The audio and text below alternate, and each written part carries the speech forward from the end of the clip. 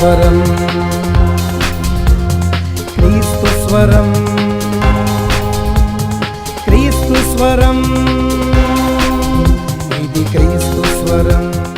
ప్రియులారా, క్రీస్తు స్వరము అనే కార్యక్రమానికి మిమ్మల్ని ఆహ్వానిస్తున్నాను. రెవరెండ్ డాక్టర్ టి దేవానందం గారు, సీనియర్ పాస్టర్ మరియు బైబిల్ టీచర్, జాతీయంగా అంతర్జాతీయంగా వాడబడుచున్న దైవజనులు ఇప్పుడు వర్తమానం అందిస్తారు. ప్రియమైన దేవుని బిడ్డలారా, క్రీస్తు స్వరం అనే ఆధ్యాత్మిక కార్యక్రమానికి ప్రభువు పేట మిమ్మల్ని అందరినీ ఆహ్వానిస్తూ ఉన్నాం. ఈ దినాంశ భాగము రక్షణ మార్గములో 16 మెట్లు. రక్షణ మార్గములో 16 మెట్లు అనే శీర్షికను దాదాపు 16 వారాలు మనం ధ్యానం చేయనయుంటున్నాం. రక్షణ సువార్తను వినాలని ఆశ కలిగిన వారు, లేక విని బోధించాలని ఆశ కలిగిన వారు, ఇది బైబిల్ స్టూడెంట్స్ ముఖ్యంగా దీనిని శ్రద్ధగా వినాలని ఆశిస్తూ ఉన్నాం. వ్రాసినటువంటి ఎఫెసీయులకు వ్రాసినటువంటి పత్రిక 4వ అధ్యాయము 1 నుండి ఆఖరు వరకు ఈ వాక్య భాగములై ఉంటూ ఉన్నవి. 3వ వచనాన్ని నేను చదివి వినిపిస్తాను.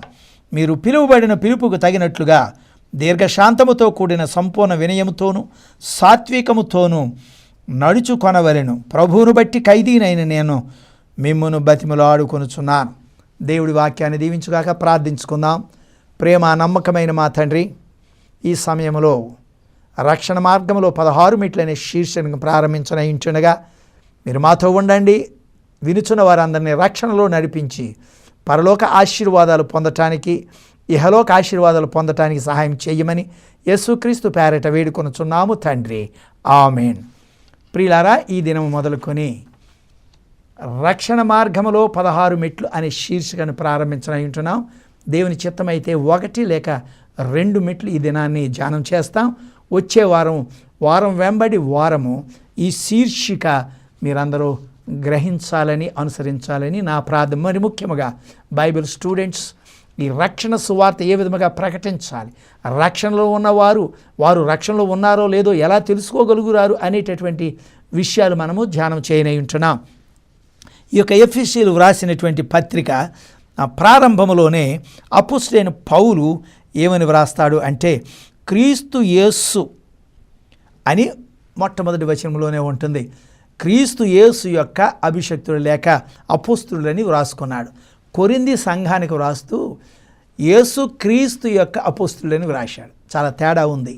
అంటే క్రీస్తు యేసు యొక్క అపోస్తలుడని వ్రాయడానికి కారణం, ఈ యొక్క సంఘము వృద్ధి చెందిన సంఘం, పరిపక్వతలో ఉన్నటువంటి సంఘం, పరిశుద్ధులు విశ్వాసులతో నిండినటువంటి సంఘము అయ్యుంటూ ఉన్నది కనుక క్రీస్తు యేసు యొక్క అపోస్తలుడని వ్రాశాడు. ఆ దినాలలో కొరింథీ సంఘము అంతగా ఎదగలేదు, సమస్యలు శోధనలో ఉంది కనుక క్రీస్తు యేసు యొక్క అపోస్తలుడని. ఈ విషయాలు బైబిల్ స్టూడెంట్స్ ఆ వ్యత్యాసాన్ని గుర్తించాలని మనం చేస్తూ ఉన్నాం. ఈ యొక్క సంఘము దేవుని రాకడ కొరకు ఎదురు చూసేటటువంటి సంఘము, పరిశుద్ధులు విశ్వాసులతో కూడిన సంఘం. అంటే పరిశుద్ధులు అనగా పర సంబంధమైన మాట, విశ్వాసులు అనగా భూ సంబంధమైన మాట అని కూడా మనము జ్ఞాపకం చేసుకోవాలి. కానీ ప్రియులారా, ఇందులో ఎఫెసీయులకు వ్రాసినటువంటి పత్రిక అపోస్తలుడైన పౌలు వ్రాశాడు. 6 అధ్యాయాలు ఉంటాయి. 3 అధ్యాయాలు వేరు, 3 అధ్యాయాలు. ఈ మొదటి 3 అధ్యాయాలు దేవుడు తాను నమ్మినటువంటి భక్తులకు, విశ్వాసులకు ఇచ్చే ఆశీర్వాదాలు ఏమిటో మొదటి 1, 2, 3 అధ్యాయాల్లో వ్రాస్తే, మిగిలిన 4, 5, 6 అధ్యాయాలు ఆ ఆశీర్వాదాలు పొందటానికి విశ్వాసులు అయిన మనం ఏ స్వభావాన్ని కలిగి ఉండాలి, ఏ నిబంధనలు పాటించాలి, ఏ ఆజ్ఞను పాటించాలనే సత్యాలు 4, 5, 6 అధ్యాయాల్లో క్రోడీకరించమని వ్రాయబడింది. కనుక ఈ ఆజ్ఞలు నీవు పాటిస్తే, ఈ నియమాలు నిబంధనలు నీవు పాటిస్తే ఆ మొదటి 3 అధ్యాయాలను ఆశీర్వాదాలన్నీ దేవుడు నీకు నాకు అనుగ్రహిస్తాడు. అది ఆ యొక్క వ్యత్యాసాన్ని మనము జ్ఞాపకం చేసుకోవాలి. కానీ చాలా బలమైనటువంటి వాక్యాలు, బలమైనటువంటి మాటలు అపోస్తలుడైన పౌలు ఎఫెసీయులకు రాసిన పత్రికలో వ్రాశాడు. అది కేవలం 4వ అధ్యాయం మాత్రమే మనం ధ్యానం చేయాలి. అందులోనే 16 మెట్లు మనము గుర్తించగలుగుతాం. అయితే ప్రియులారా, మొట్టమొదటిగా మొదటి మెట్టును మనము ధ్యానం చేయాలి. ఏమిటంటే, మనందరము కూడా మొదటి మెట్టు ఏమిటంటే, మీరు పిలువబడిన పిలుపుకు లోబడి ఉండుడని. అది మొదటి మెట్టు అయి ఉంటూ ఉన్నది. మీరు 1వ అధ్యాయం 4వ అధ్యాయం 1 నుంచి కూడా మీరు బైబిల్ తెరిచి చూడండి. ఆ మొదటి మెట్టు ఏమిటంటే, రక్షణ మార్గంలో నీవు నేను ఉన్నామంటే నీవు నేను విమోచింపబడ్డామని తెలుసుకోవాలంటే నీవు నేను చేయవలసింది ఏమిటి అనగా దేవుని యొక్క పిలుపుకు లోబడి ఉండుట. నిన్ను నన్ను ఆయన పిలుచుకున్నాడు, విమోచించుకున్నాడు, ఆయన సొత్తుగా స్వీకరించాడు కనుక మనము ఆయన ప్రజలము, ఆయన సొత్తు అయినటువంటి వారము కనుక ఆయన మనకు ఉచితముగా రక్షణ అనుగ్రహించాడు కనుక రక్షణలో నీవు నేను నడుస్తున్నాము కనుక నీవు మొట్టమొదటిగా దేవుని పిలుపుకు లోబడి ఉండాలి. రక్షణలో ఉన్న ప్రతి వ్యక్తి దేవుని పిలుపుకు లోబడి ఉండాలి. అంటే అర్థం ఏమిటి? దేవుని పిలుపుకి లోబడి ఉండడం అర్థం ఏమిటి? ఆయన స్వభావమే మన స్వభావమై ఉండాలి. ఆయన ఉద్దేశాలే మనము నెరవేర్చాలి. ఆయన సంకల్పాన్ని, ఆయన చిత్తాన్ని మనము నెరవేర్చే వారముగా ఉండాలి. కనుక దేవుడు మనల్ని పిలుచుకున్నాడు, విమోచించుకున్నాడు కనుక ఆయన స్వభావాన్ని మనము కలిగి ఉండాలి. ఇక్కడ అపోస్తులైన పౌలు అంటాడు, ఖైదీనైన నేను బతిమాలు కొనుచున్నాను అంటాడు. అంటే అర్థం ఏమిటి? ఈయన దేవుని యొక్క పిలుపుకు లోబడి ఆ మార్గములో నడుస్తున్నాడు కనుక నేను ఏ విధముగా అయితే నడుస్తూ ఉన్నానో మీరును ఆ విధముగానే నడవాలి అంటున్నాడు. ఆయన అనుసరిస్తూ మనల్ని అనుసరించమంటున్నాడు. చాలాసార్లు మనము అనుసరించము కానీ ఇతరులకు ఉచిత సలహాలు ఇచ్చేస్తూ ఉంటాం కదా. కుటుంబంలో ఉన్నారు పిల్లలు అక్కడ చదువుతూ ఉంటే కొందరు తల్లిదండ్రులు తలుపులు వేసుకుని ఇంట్లో టీవీ సీరియల్ చూస్తూ ఉంటారు. పిల్లలు చదువుకో, పాడైపోతావు, టీవీ చూడకంటారు, వీళ్ళు సీరియల్ చూస్తూ ఉంటారు. వాళ్ళు అనుసరించరు, వీళ్ళని అనుసరించమని బలవంతం చేస్తూ ఉంటారు. సాధ్యమా? వాడు కిటికీ రంధ్రాల్లోంచి చూస్తూ ఉంటాడు, నువ్వేం చూస్తున్నావని. జ్ఞాపకం చేసుకో తల్లిదండ్రులారా, మీ చాలా అమాయకుడని అనుకోకు, మీ బిడ్డలు నిన్ను అనుసరిస్తూ ఉంటారు. కనుక ఈ భక్తుడు తను అనుసరిస్తూ మీరు కూడా అనుసరించి మిమ్మల్ని బ్రతిమలాడుతున్నానయ్యా, ఖైదీని, నేను యేసుక్రీస్తు నందు ఖైదీని అయిపోయాను అని బ్రతిమలాడుతూ ఉన్నాడు. ఆయన ధైర్యంగా చెప్పగలడు, హెచ్చరించగలడు, కానీ మనందరిని కూడా బ్రతిమలాడుతూ ఉన్నాడు. పౌలు ఉచిత సలహాలు ఇవ్వటం కాదు, ఆయన అనుసరిస్తున్నాడు. దేవుని యొక్క కార్యాలు ఆయన నెరవేరుస్తూ ఉన్నాడు. దేవుడు ఏమై ఉన్నాడో ఆయన యొక్క ఉద్దేశాలు మన ఉద్దేశాలు ఉండాలి. ఆయన నిబంధనలు మన నిబంధనలు అయి ఉండాలి. ఆయన స్వభావం మన స్వభావం ఉండాలి. క్రీస్తును అనుసరించిన మనము, క్రైస్తవులమైనటువంటి మనము క్రీస్తును ప్రతిబింబించాలి. మన ముఖములో ఆయన ప్రతిబింబం ఇతరులు చూడాలి. అప్పుడే అన్యులు క్రైస్తవులుగా మారగలుగుతారు. వట్టినే మారరండి. ఏదో మత్తయి మార్కు లోకా యోహాను సువార్తలు 4 చదవరు, వారికి అక్కర్లా, కానీ నిన్ను చదువుతారు. నీవెలాగుండాలి? క్రీస్తును పోలి ఉండాలి, క్రీస్తును అనుసరించాలి. నీ ముఖములో క్రీస్తు ఆయన స్వరూపం, ఆయన స్వభావం నీలో ప్రతిబింబించినప్పుడు అప్పుడు మాత్రమే నీవు క్రీస్తును అనుసరించే వాడిగా ఉంటూ ఉంటావు. కానీ ప్రియులారా, ఇక్కడ భక్తుడైనటువంటి పౌలు ఆయన అనుసరిస్తూ మనలను అనుసరించమని కోరుతూ ఉన్నాడు. కనుక పిలిచిన పిలుపుకు లోబడి ఉండాలి. మనల్ని ఏర్పరచుకున్నాడు, విమోచించుకున్నాడు, ఉచితమైన రక్షణ ఇచ్చాడనే సత్యాన్ని జ్ఞాపకం చేసుకుని మనందరము క్రైస్తవులమని జ్ఞాపకం చేసుకుని క్రీస్తు స్వరూపము ధరించిన వారమని జ్ఞాపకం చేసుకొని ఆయన పిలుపుకు లోబడి ఉండుట. ఏ విధముగా లోబడాలట? మొదటి మెట్టు ఏమన్నాను? దేవుని యొక్క పిలుపుకు లోబడి ఉండుట. పిలువబడిన పిలుపుకు లోబడి ఉండుట రక్షణ మార్గంలో పునాది అయి ఉంటుంది, మొదటి మెట్టు అయి ఉంటున్నది. రెండవ మెట్టు ఇంకా కిందకు వచ్చినట్లయితే ఈ అధ్యాయాలే నేను చెప్తాను, మిగతా అక్కడెక్కడ మీకు రెఫరెన్స్లు ఉండవు కనుక జాగ్రత్త గమనించండి. బైబిల్ని తెరచి బైబిల్ స్టూడెంట్ జాగ్రత్త గమనించండి. లోతైనటువంటి మర్మాలు, సత్యాలు మనం ధ్యానం చేయనై ఉంటున్నాం. ఇందులో కొంత మనస్తత్వ శాస్త్రం కూడా ఉంటుంది, థియాలజీ ఉంటుంది కనుక ఆ రెండు క్రోడీకరించి మనం ధ్యానం చేయనై ఉంటున్నాం. రెండవ మెట్టు ఏమై ఉంటుందంటే అక్కడ వ్రాయబడినటువంటి మాట, ప్రేమతో ఒకరినొకరు సహించుచు మీరు పిలుపుకు తగినట్లుగా దీర్ఘశాంతముతో కూడిన సంపూర్ణ వినయము కలిగి ఉండి అంటున్నాడు. మొట్టమొదటిగా పిలుపుకు లోబడి ఉన్నాం. తర్వాత ఏం చేయాలట? నీవు పిలువబడిన పిలుపుకు లోబడి ఉన్నట్లయితే రెండవ మెట్లుకి వెళ్తావు. ఏమిటా రెండవ మెట్లు? సంపూర్ణ వినయము కలిగి ఉండాలట. ఏమిటా సంపూర్ణ వినయము? సంపూర్ణ వినయం అంటే క్రైస్తవ జీవితానికి అది పునాదిగా ఉండాలి, అది మూల స్తంభముగా ఉండాలి. సంపూర్ణ వినయమని వ్రాయబడింది. గ్రీకు భాషలో ఈ పదము లేదు. అది సంపూర్ణ వినయము. వారేమనుకుంటారు, ఆ యొక్క రోమీలు ఏమనుకుంటారంటే ఇది పిరికితనం అంటారు.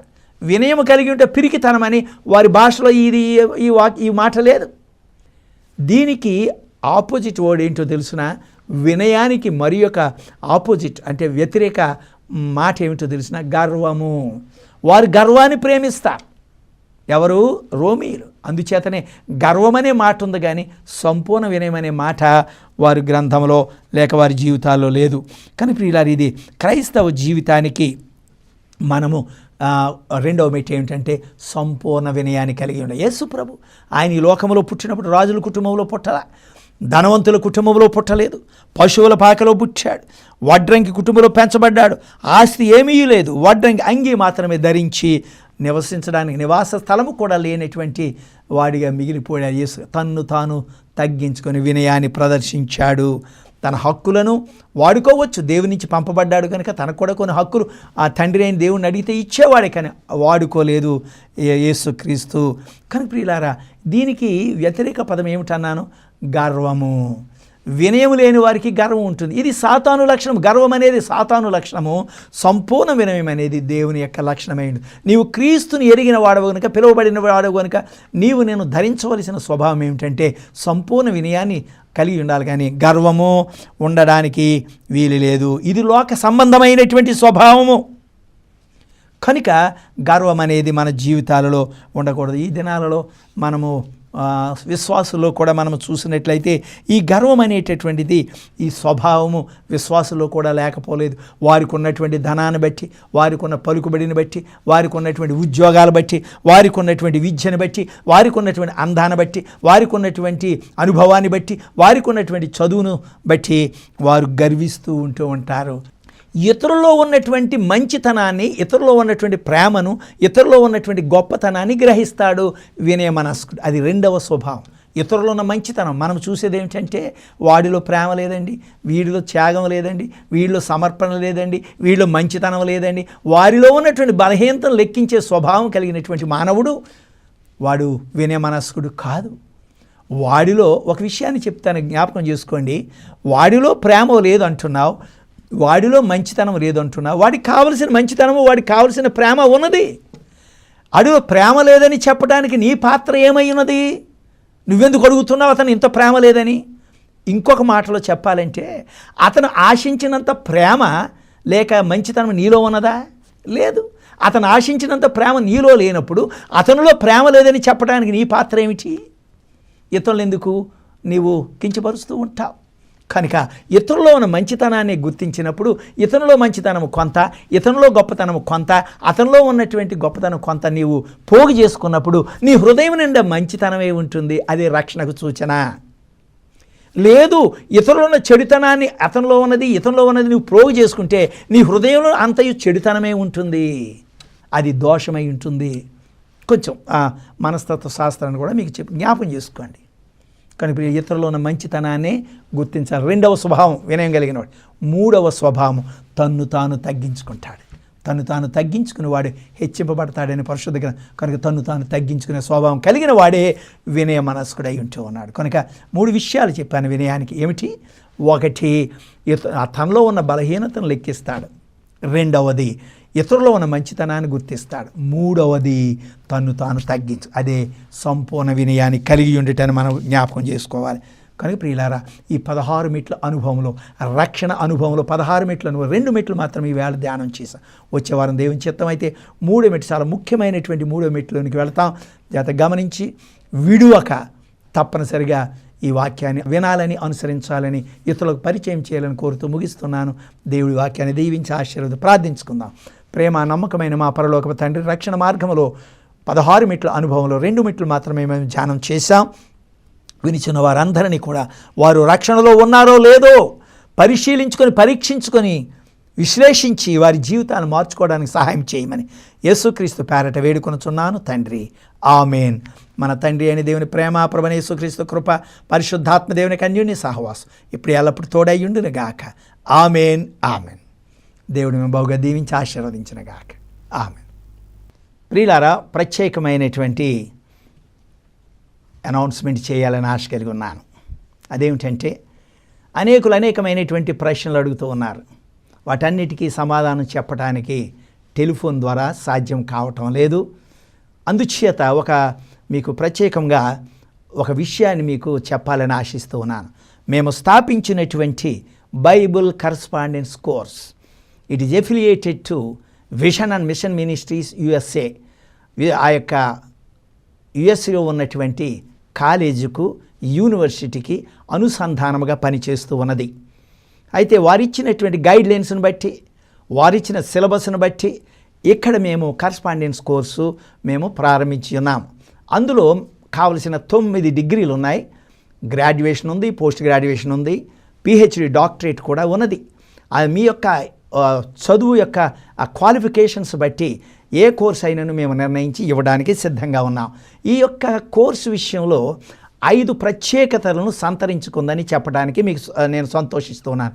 ఏమిటంటే, మీరు వ్యాపారాలు చేసుకుంటూ, ఉద్యోగాలు చేసుకుంటూ, గృహిణులు కూడా ఈ యొక్క కోర్సులో జాయిన్ అయ్యి మీరు పూర్తి చేసుకోగలుగుతారు. మరి ఇందులో గ్రాడ్యుయేషన్, ఇది 2 సంవత్సరాల కోర్సు అయి ఉంటూ ఉన్నది. కానీ మేమిచ్చినటువంటి సిలబస్ మీరు కంప్లీట్ చేసుకోగలిగితే 1 ఇయర్లో కూడా మీరు కంప్లీట్ చేయగలుగుతారు, 2 ఇయర్ సర్టిఫికేట్ను పొందుతారు. కానీ మేము ఇచ్చినటువంటి అసైన్మెంట్స్ అన్నీ కూడా మీరు పూర్తి చేసుకోవలసిన వారై ఉంటున్నారు. మీరు పూర్తి చేసుకున్న తర్వాత మీకు గ్రాడ్యుయేషన్, కాన్వకేషన్ మీకు ఇవ్వబడుతూ ఉంటుంది. ఆ యొక్క ఇంటర్నేషనల్ సర్టిఫికేట్ మీకు ఇవ్వబడుతూ ఉంటుంది. రెండవది ఏంటంటే, మీకు యొక్క కన్వెన్షన్ ఆర్డినేషన్ కూడా ఇవ్వడానికి మేము సిద్ధంగా ఉన్నాం. అయితే ఆర్డినేషన్ పొందటానికి ప్రత్యేకమైనటువంటి రిక్వైర్మెంట్స్ ఉన్నాయి, అవసరతలు ఉన్నాయి. ఆ అవసరతలన్నీ తీర్చగలిగినట్లయితే, అనగా మీ క్వాలిఫికేషన్స్, మిగతా కొన్ని అవసరతలు ఉన్నాయి, అవి తీర్చగలిగితే, అవి ఉన్నట్లయితే మీకు ఆర్డినేషన్ కూడా ఇవ్వబడుతూ ఉంటుంది. అర్హులైన వారికి ఆర్డినేషన్ ఇవ్వబడుతుంది. ఇందులో ప్రత్యేకత, ఈ యొక్క బైబుల్ కరస్పాండెన్స్ కోర్సులో ఒక ప్రత్యేకత ఉంది. ఏమిటంటే, బైబుల్ అనాలసిస్ అనేటటువంటి ప్రత్యేకమైనటువంటి సబ్జెక్ట్ మేము ఇంట్రొడ్యూస్ చేసాం. అదేమిటంటే, ఒక పారాని ఇచ్చినప్పుడు, లేక ఒక వర్స్ ఇచ్చినప్పుడు, లేక ఒక మాట ఇచ్చినప్పుడు దాన్ని ప్రసంగ రూపంలో ఏ విధంగా మార్చుకోగలుగుతాం, ఏ పుస్తకాలు చదవాలి, ఏ విధంగా సిద్ధపడాలి, ఆ యొక్క ప్రసంగ రూపంలో ఎలా మార్చుకోవాలనేటటువంటి ప్రత్యేకమైన సబ్జెక్టు ఈ యొక్క కోర్సులో మేము ఇంట్రొడ్యూస్ చేసాం. మేము చదువుకునే దినాలలో ఆ కోర్సు, ఈ యొక్క సబ్జెక్టు లేదండి. ఇప్పుడు మాత్రం మేము ఇంట్రొడ్యూస్ చేసాం. దాని మీద నేను ఒక పుస్తకాన్ని కూడా వ్రాశాను. విశేషమైనటువంటి స్పందన కలిగింది కనుక దానిని బట్టి మేము సంతోషిస్తూ ఉన్నాం. అయితే ప్రియులారా, మొట్టమొదటిగా మొదటి గ్రాడ్యుయేషన్ మేము అక్టోబర్ 3వ తారీఖు 2011లో దేవుడు కృప చూపించి మొదటి గ్రాడ్యుయేషన్ మేము చేసి ఉన్నాము. ఆ యొక్క టీవీ స్క్రీన్ మీద ఆ క్లిప్పింగ్స్లో కూడా మీరు చూడవచ్చును ఆ గ్రాడ్యుయేషన్ ఏ విధంగా జరిగిందనేది. రెండవ గ్రాడ్యుయేషన్ జూలై 14th, 2012లో దేవుడు కృప చూపించాడు. మరి మూడవ గ్రాడ్యుయేషన్ జనవరి 14th, 2013లో నిర్వర్తించటానికి దేవుడు కృప చూపించాడు ఆయన చిత్తానుసారముగా. మరి నాలుగవ గ్రాడ్యుయేషన్ జూలై 13th, 2013 సంవత్సరంలో, ఈ సంవత్సరంలో జూలై 13th జరగబోతుంది కనుక ఇది నాలుగవ గ్రాడ్యుయేషను. ఆ యొక్క 5వ గ్రాడ్యుయేషన్ కూడా మేము ప్రోగ్రాం ప్లాన్ చేస్తూ ఉన్నాం. నవంబర్ 9వ తారీఖు 2013లో, అనగా ఈ సంవత్సరం నవంబర్ 9th 5వ గ్రాడ్యుయేషన్ కూడా జరగబోతూ ఉంది. వీటన్నిటి కొరకు ప్రార్థించండి.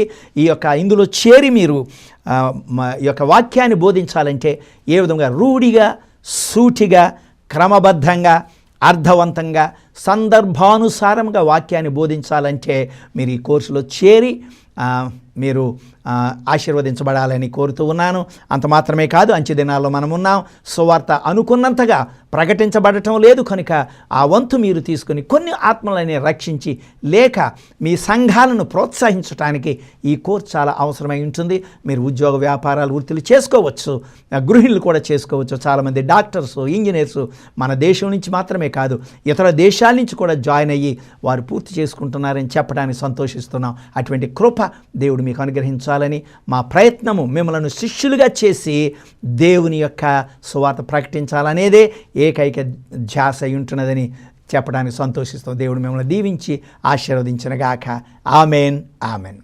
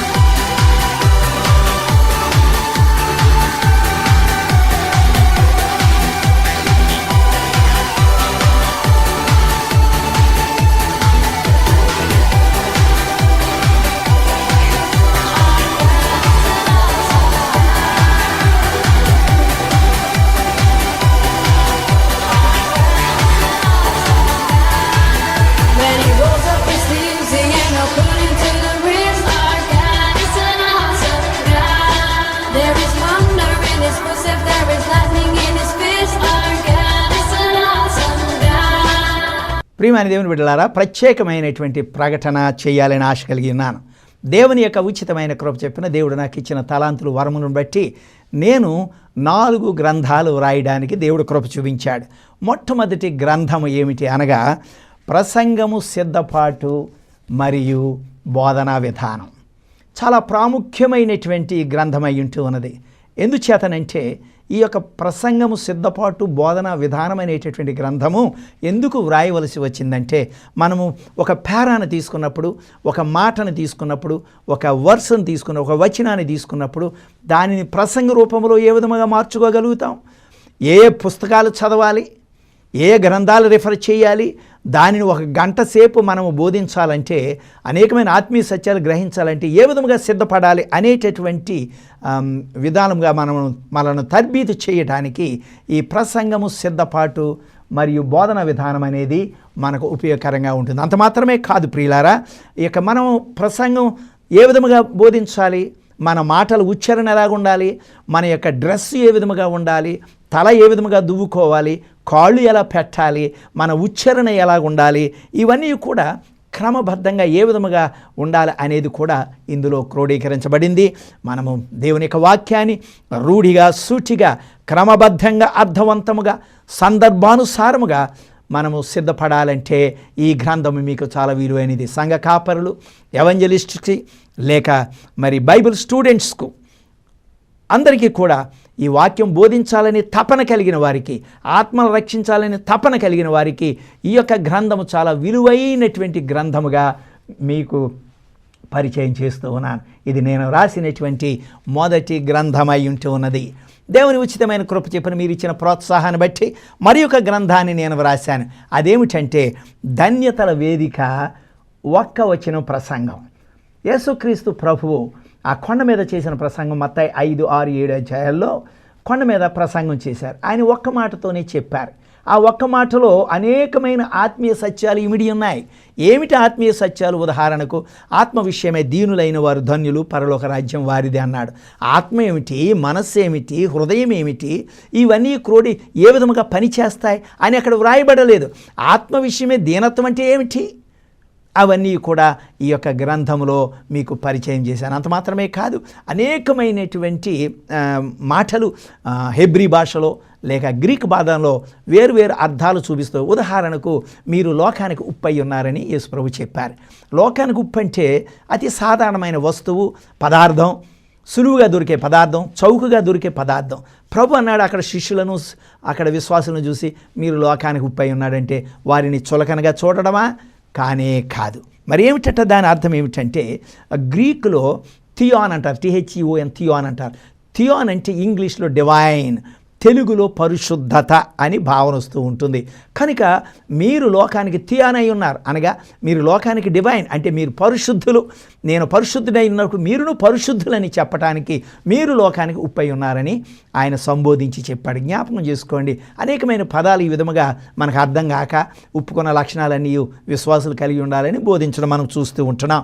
సాత్వికం అంటే రుడీస్పాస్ అంటారు. చాలా విలువైనటువంటి మాటలు మాట్లాడాడు. దీర్ఘశాంతం, మ్యాక్రోథూమియా, ఓర్పు, హుపోమోం, ఇవన్నీ కూడా ఓర్పు, సహనము, దీర్ఘశాంతం ఒకటేనండి అని బోధించడం చూస్తూ ఉంటాం.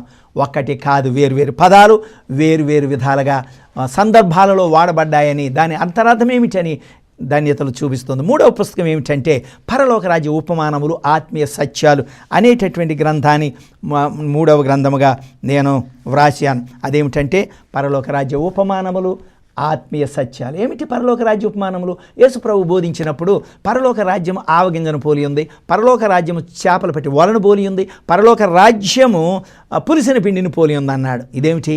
పరలోక రాజ్యం ఏమిటి, పులిసిన పిండి ఏమిటి, ఆవగింజ ఏమిటి, చేపలు పెట్టే వాళ్ళు ఏమిటి, ఏ విధంగా అర్థం చేసుకో? పరలోక రాజ్యము ఇటువంటి వాటితో పోల్చాడు. అర్థం ఏమిటి? ఆత్మీయ సత్యం ఏమిటి?